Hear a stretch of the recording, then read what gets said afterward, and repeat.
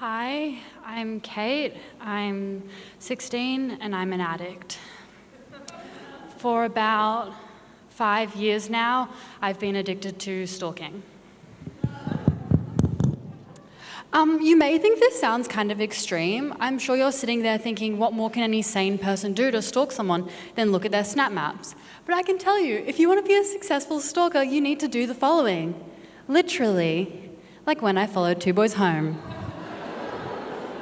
That was one of my finer moments, if I may say so myself, but I feel like for you to really understand where I'm coming from, we need to go to the root of the problem, where it all started. Year 5. Matt K. I have no real memory of him except that he was extremely blonde, kind of easy to pick out in a crowd. And we were in different classes, so we never interacted much, but the demountable classrooms lined up perfectly so that I could watch him in class all day, every day.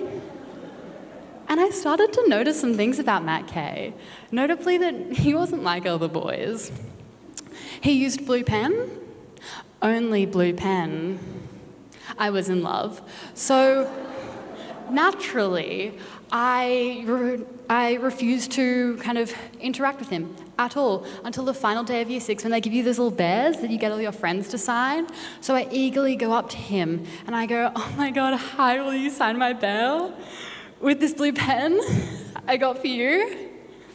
He signed it using the blue pen. And this tiny taste of stalking was all it took for me to be really hooked. And things just kind of accelerated. I dabbled for a few years from there, but they amped up because, let me tell you, there's a real rush in finding out that someone's parents were part of the Sydney University Medieval Reenactment Society. And things escalated until we're in 2018, Lennox Head, up the North Coast. I'm on holidays with my friend Sophie, and I see a boy who is drop-dead gorgeous. And naturally, I go up to him and I go, hi, oh my God, so my friend, she thinks you're really cute. She kind of wants your Snapchat. He said he didn't have social media. And in my mind, this just translated as game on, challenge accepted. So the next day, we happened to see him at the beach and we accidentally write our names, our numbers, our addresses down a little piece of paper, just kind of left it in his towels. Accidentally loitered until him and his friends left the beach, happened to kind of follow them until they entered a house, took some photos of the address, the license plates. There's a happy ending though. He called us back. Yeah, it turns out he's 3 years younger than us and lives in Queensland. Don't worry, we're still in touch. And that's pretty exciting. And the other reason why this pursuit was exciting is because I generally stay online, or at least kind of 100 meters away from my subject, my victim. And that's because these are some of the rules in my stalking manifesto, some things to ensure that I get the most out of each and every stalk, and so that I don't get a restraining order before 21. And generally, these rules make things kind of boring. But every now and then I really hit the jackpot.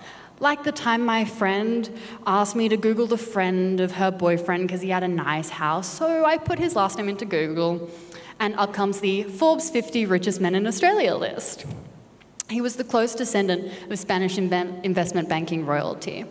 No, truly, I could find childhood photos of him playing polo in Monaco. And it gets better. I quickly find an article titled, "Is this Sydney's most expensive home?" Is it? No, it's only the 3rd. Kind of depressing. But I had to stop my hunt there. I had to cut the chase because he was racist, homophobic, likely sexist. And you see, I have some morals. I'm what they call an ethical stalker. I'm not going to buy a blue pen for just anyone.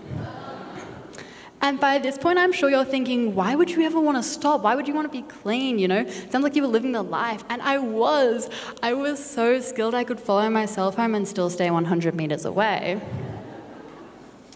But it got me in some tricky situations. You see, one time I was talking with this girl about futures in university, and she says she wanted to do medicine at NSW. And I go, oh my God, like your dad did in 1988.